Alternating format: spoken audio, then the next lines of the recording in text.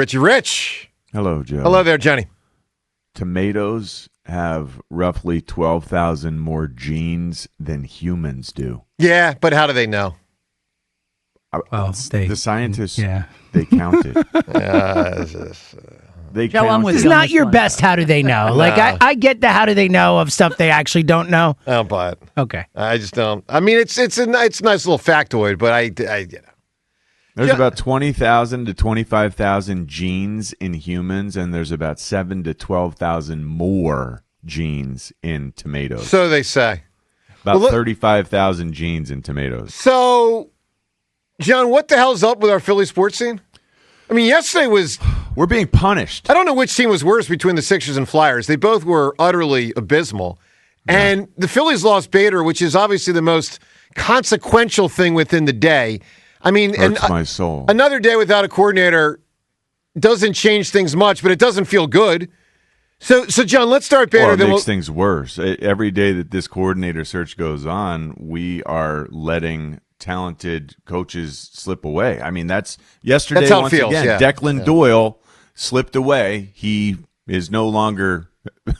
He's no longer opting to pursue the Philly job. Yeah, I mean, which is incredible. This guy's 29 or something, and by the way, he has never called plays either. Right. So fine, I didn't want him. I wanted a guy. I still want a guy who has called plays in the NFL. It really does matter. Well, John, how about the fact that it looks like Frank Reich might be going to the Jets? I mean, what is that? Yeah. Well, right? I mean, isn't there's that still Jim Bob Cooter out there, isn't there? Isn't Reich the profile we've talked about? Older dude. He's called plays, offensive side, no Sirianni, success, coordinator when they won a Super Bowl. Am I missing something here? All right, look. I think it'd be a welcoming spot for Frank, Lord. right? I mean, unless he doesn't want to work for Sirianni or Sirianni doesn't want to hire his buddy, which sometimes is a factor. It's like hiring your brother. Remember how it gets he was a little weird. So up in arms when we were getting ready to play the Indianapolis Colts because they had fired Frank Reich. Yeah. It was personal for Nick Sirianni when the Colts fired Frank Reich. Now Frank's out there, Nick, like he's available. I do. If it is, hey, we're too close to work together, okay, maybe. But it is a maybe. He's called plays before. Yeah, it's a really weird thing. Look, we'll ask you today at 215-592-9494 on the Eagles front as it relates to the coordinator search, which feels like it is never ending. We will ask you this question: do you trust the Birds? In this moment, do you trust the Eagles? Because here's the thing: I feel a great tug of war within myself on this one. On one hand, I generally trust the Eagles a great deal. And they deserve a lot of benefit of the doubt from millions of fans. I mean, they've made the playoffs 8 out of the last 9 years.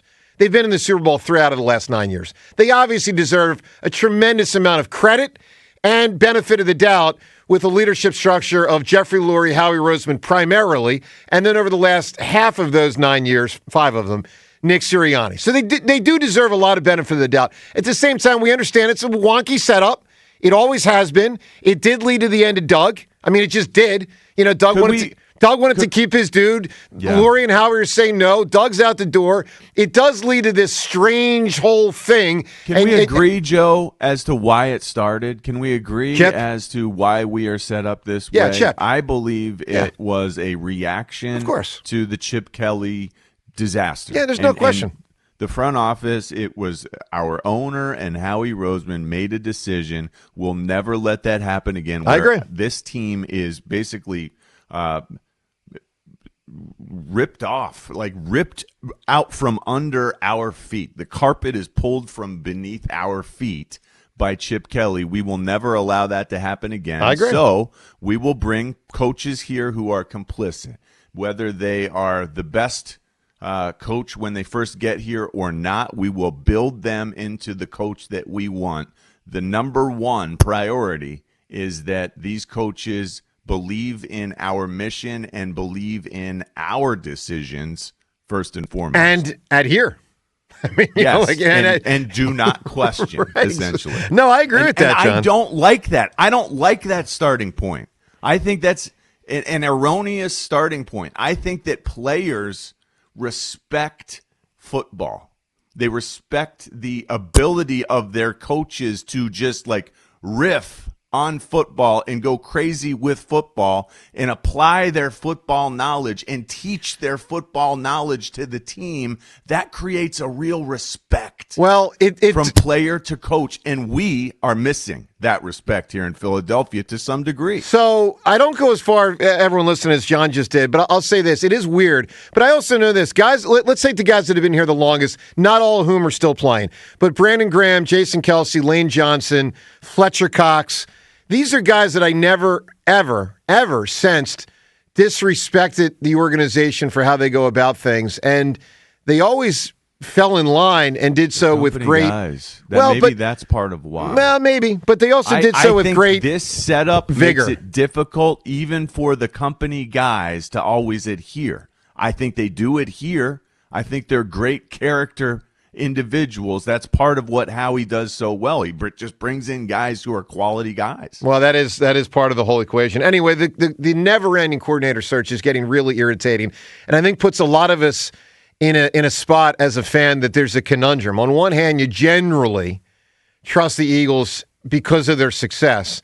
On the other hand, this one feels really weird and kind of just unusual. I mean, Are you concerned that things are finally, I don't know, caught up to where we are underwater on this? Like that the puppeteering is wearing thin and the rest of, like, the secret is out. Like, it's no longer the unspoken secret. It is the reality of what's going on in Philly. And do people understand now? Here's what I'll say to that, Sean. There's also this very, very possible scenario. They're going to hire someone today or tomorrow, and they're going to hire someone who just lost a job as a coordinator in a conference title game, or they're going to hire someone in 2 weeks who is about to coach in the Super Bowl in 12 days.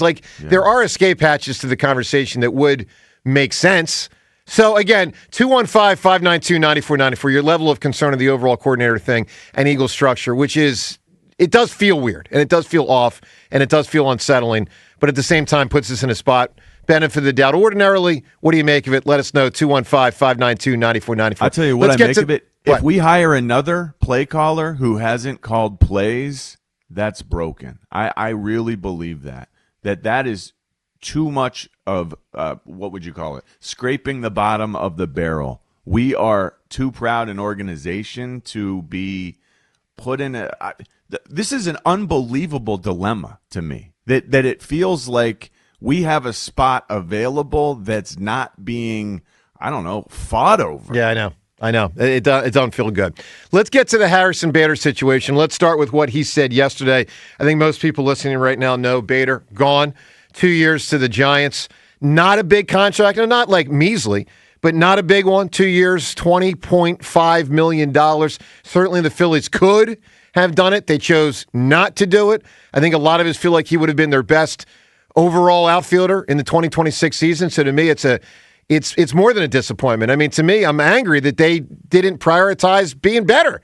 I mean, I just think he would have made him better. And by the way, not a 17-year contract that kills him forever. Here's Bader yesterday upon joining the Giants.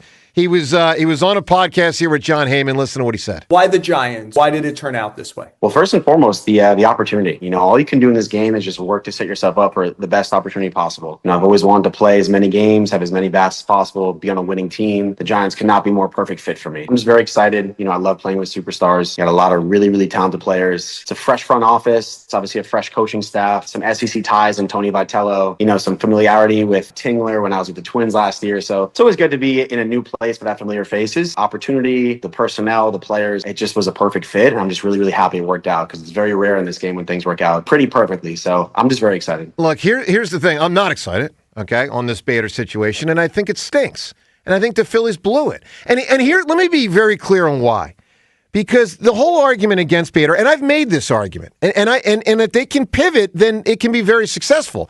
But the argument against signing Bader is, don't clog up the outfield with someone for multiple years, find someone better, and have the opportunity both with space in the outfield and money to go get a better player. Fine. Here's what that requires. Getting a better player. Like whether it's right now or the trade deadline, or you got to wait a whole nother season until next offseason, See, here's the thing. The Eagles outfield to me has become a wasteland, very similar to Phillies. Very similar to when Andy was the head coach of the Eagles and wide receivers. Like, other than the T.O. thing, it feels very similar. Like, I was thinking about it this morning. How do I, and look, we can debate this, but how would I size up who's the best Phillies outfielder? Here's how I do it. Number 1, Brandon Marsh. That's pathetic. Number 2, Adolis Garcia. That's not great. Number 3, Justin Crawford. Number 4, Otto Kemp. Now, you can debate whether it should be Garcia 1 or Marsh 1 or maybe even Crawford as a rookie 1. All debatable, but here's the reality we all know. It's weak. That's a weak group.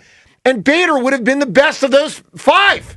So instead, I don't get Bader. I got the other 4. And again, do I have door number 2, 3, 4, 5, whatever number we're up to get someone else to walk in here to actually become my number 1? Probably not. Probably not. See, that's the problem. It's not so much is Bader a superstar. He's good. It's what do I have in the absence of Bader? And to me, it looks a lot like Manny, Mo, and Jack. And Bader that's not good. Bader means something to this clubhouse, to these guys. And I just couldn't help thinking, like, does $20.5 million put us into the next tier or something in terms of what we end up having to pony up as James, a team? James told us yesterday James told us it would cost them like $60 million with the luxury tax. I don't know exactly how far away they are is what I'm saying. And that was, you said $16 million. I think they could have fit $10 million under. I'm not sure. They wanted Crawford to play. They didn't want to bring Bader back. Yeah, but here's my thing, James. I don't want Marsh to play. I hate it. I wish they had brought Bader back. I agree with you. I'm just saying they clearly didn't want him. How about Crawford? How about if he would have signed a 1-year deal, maybe they would have done it. They didn't want him. They wanted this position open. Like, that's what they wanted. Wrong to not it's horrible. Want him? I'm not disagreeing with you. I'm just saying that's what clearly the Phillies could have afforded to sign him, and they didn't. Well, John, no one wanted him more than you. And I wasn't that far behind you. I mean, again, if they replace him with someone else, fine. Who's my someone else? Yeah. Who's my someone else? If you got better, then yeah, sure, sign him up. You don't.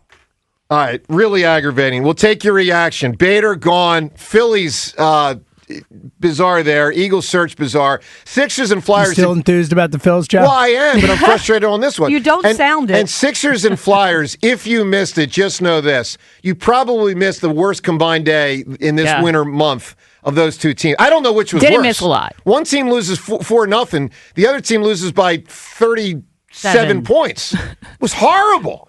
215-592-94. As much as 50. No, I mean, Max That's and I changed the channel when they were down by 50. It was just awful. All right, 215-592-9494.